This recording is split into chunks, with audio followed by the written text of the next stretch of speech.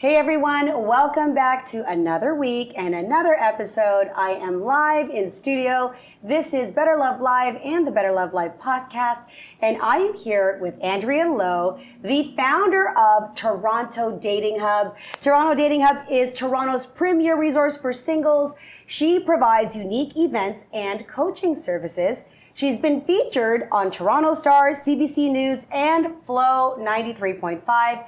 And now that the world is opening up, my goodness, we need events. Welcome. Thank you so much. Cheers. Cheers. Cheers. Oh my goodness. Let's drink to that first. Mm-hmm. So Andrea, tell me about Toronto Dating Hub.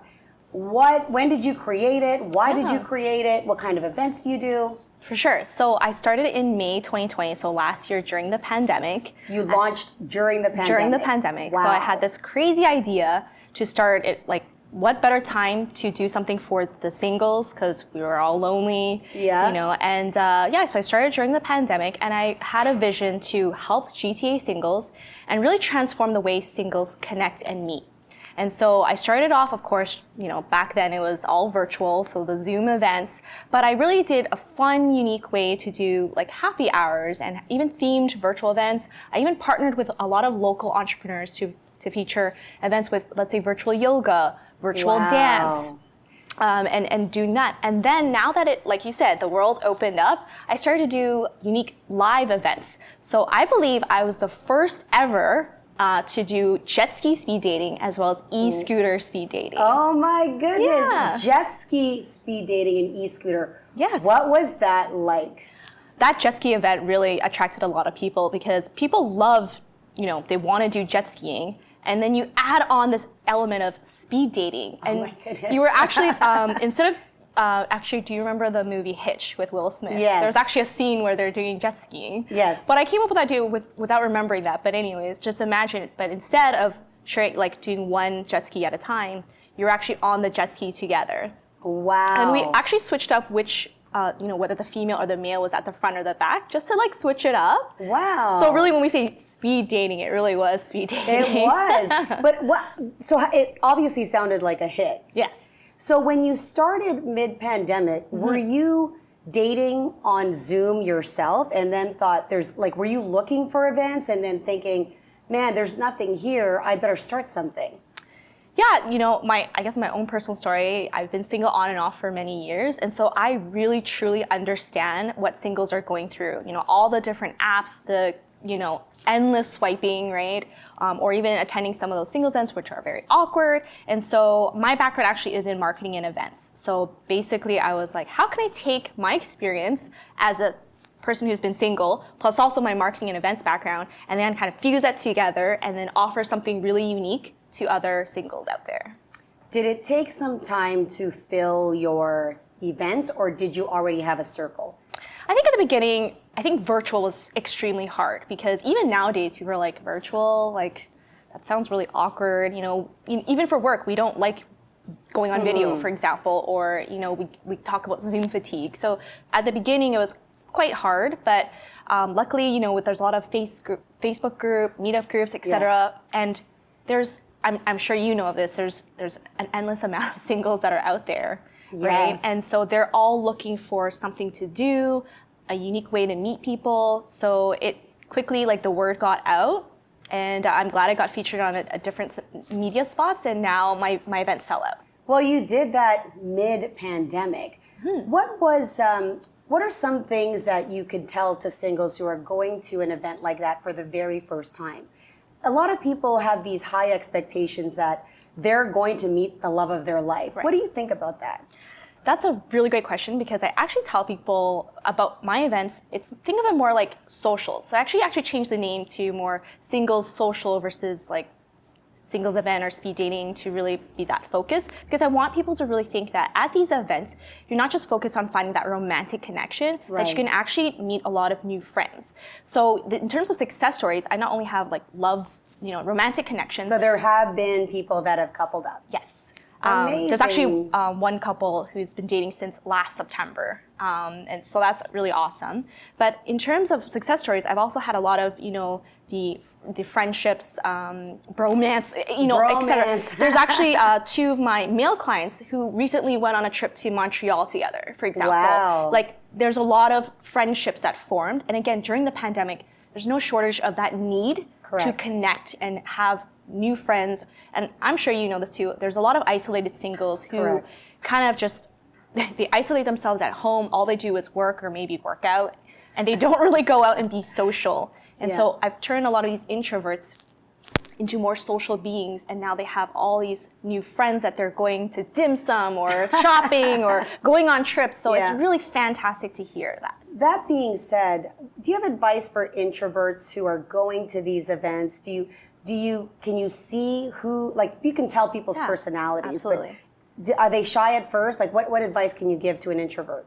Yeah, so actually, right at the start of even attending my events, on my order form, like when you purchase a ticket, I already asked certain questions that helps me understand who this client is, and that so also there's helps. a bit of background, you as the organizer knowing, oh, there's Bob, he's the shy one, right? Yeah, because depending on how they answer the questions, then I kind of get, so for example, one of the questions is, what are you looking for? Something casual, something serious? Are you looking for a marriage? Number 2, tell me a few, like 3 interesting things about you. Now, if someone says, I'm a computer engineer, for example, then we kind of know maybe they're on they the might serious be, side. The serious side, or that they're an introvert. And so that kind of helps me sort of scan the landscape, knowing coming into the event when I'm hosting that I kind of know who's who. And it also provides that extra touch that there's a familiar person who, like, if I can go up to my event and say, hi, Carmelia, welcome to my event, you already feel like there's a familiar face, you're a little bit less, anxious. And I also send them, I do a human bingo, like the icebreaker, and I send that card in advance of my event. So people so they have prompts, they know what to ask when they're there. Okay. So again, do you personalize it to the person, or do they get different prompts? I personalize it to the group. So by answering the question in advance, for example, let's say the human bingo card says, find the person who is a developer, find the person who lives in a condo, find the person who can speak 3 languages. So you already have those prompts to be like, oh, okay, I'm super interested maybe in the person who could speak 3 languages, because maybe they speak Spanish as well. And I'm going to try to find that person in the room.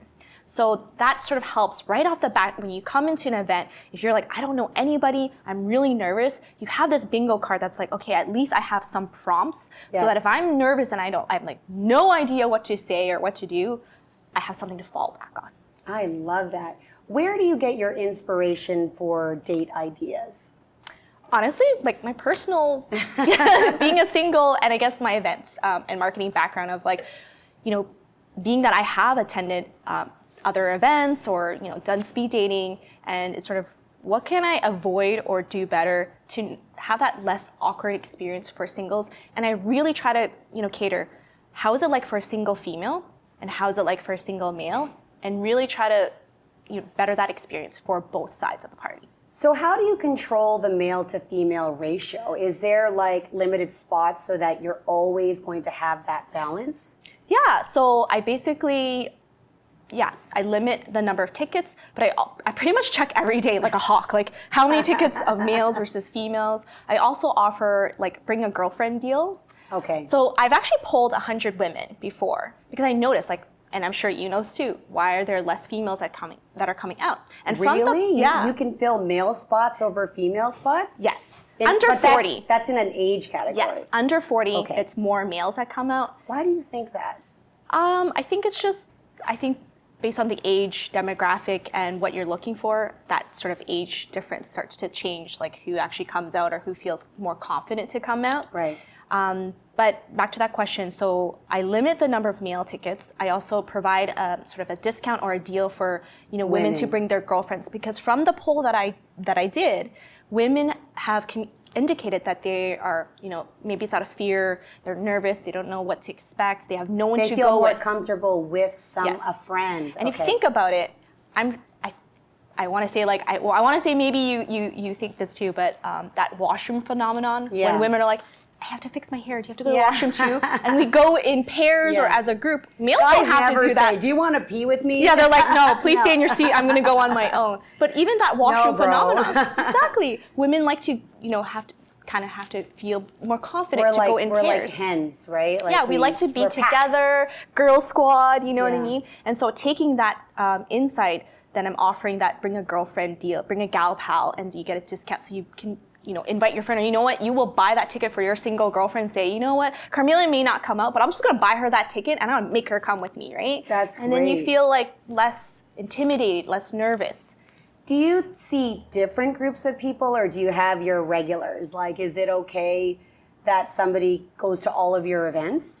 Yeah, so I have some VIP clients that are literally coming, but they're progressive because I can see them come out of their shell, for example. They started off very shy, you know, in the corner, like, please don't pick on me kind of thing, to now they're just, you've seen them come out of their shell. They're kind of the highlight. They're actually kind of proud that they've come. They'll show other people, like, here's where the bar is, here's the washroom, come and join us, play the bingo. So they become your assistants, so to speak. Almost, yeah. Oh, your first day? This is my 100th event. Exactly, yeah. What mistakes do you see people making, and what are the biggest challenges for you as an organizer if anyone's thinking of going to an event or planning events?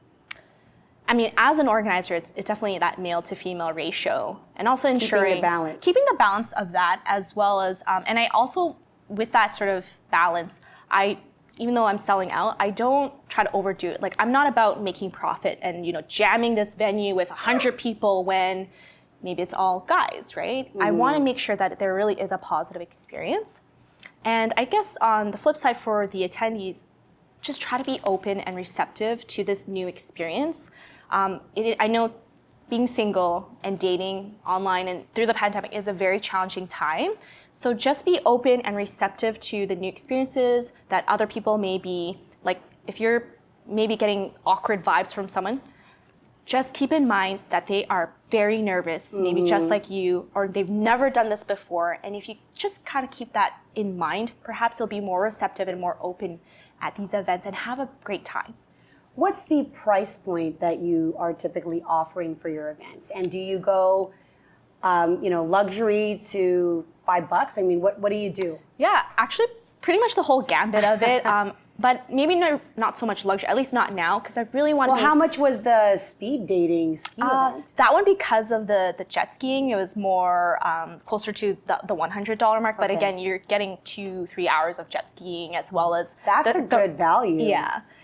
So it really depends. But I've sold tickets for $5. I really want to make my services, at least now when I'm still, like, you know, in the infancy of the business, to really be accessible to singles, because, you know, we already know dating is hard. I don't need to make it harder for people.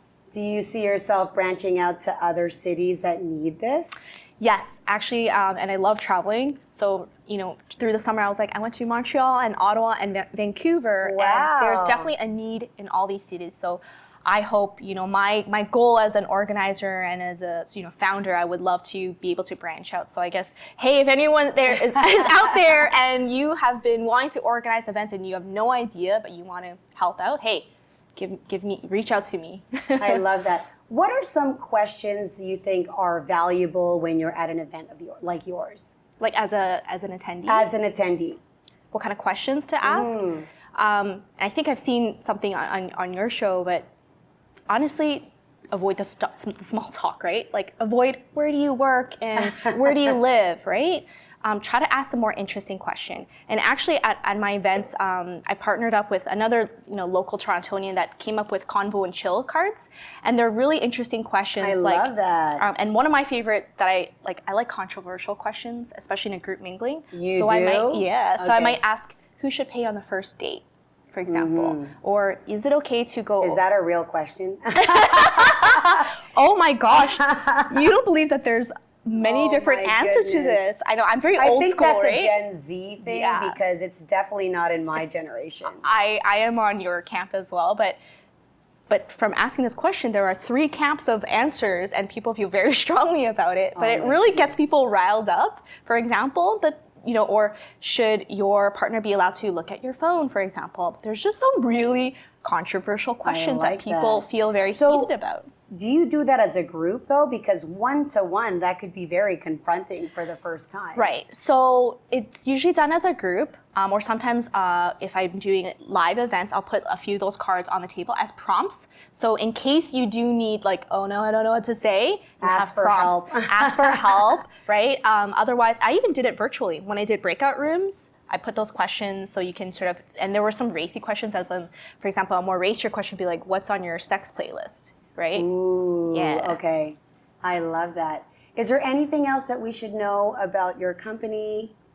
I guess if you want to follow me, it's Toronto Dating Hub, really easy to remember. I'm on Facebook, Instagram, and hopefully you are down to try one of my events. Amazing. Well, I will post the links and I will attend some of her events. What do you have planned for 2022? Just more unique events. I love it when I hear from people about like that jet ski idea. Actually, someone threw at my like, why don't we do jet ski? And I'm like, why don't we? And right away, I found a local, like another Toronto business who just started off as well during the pandemic, and we partnered up together. So if you have ideas, another idea was treetop trekking, or they want to do the Pursuit OCR, like that obstacle course, I love that. Or go-kart racing. Honestly, I'm all about trying new things. And secretly, it's basically, what does Andrea want to try? I'm just going to go do that. And well, on that topic, like, what do you think about these adventure type dates as a first date? Is that a good idea? Is that what you would do? As a couple just going on their first date? Or, yeah. I actually think it can be a great first or second date. It really depends. You have to gauge, because if someone's like super shy, you may not want to say, let's go skydiving all of a sudden, right? And also because as a price point, some of these activities are more expensive. Mm-hmm. However, you know, let's say you're apple picking. That's still an activity that you can have conversations. You can maybe even plan a picnic, right? And so I love activity dates. That's for sure a top idea. Well, there you go, guys. Follow Toronto Dating Hub on Instagram. I will post the link. And now you've got plenty of ideas and ways that you can meet people in person. I know, Andrea, that you are wanting to, and there's been requests for dating over 40 and events over 40. So what do you need to support that? Yeah, there's definitely been some interest in that. And a lot of my audience is under 40. But I would love to, focus on that market. So if you're over 40, male or female, hit me up so that I can start planning events for this target market. There you go, guys. Thank you, Andrea. Let's cheers to your success. Thank you. And we'll see you at her next event. Yes, Bye.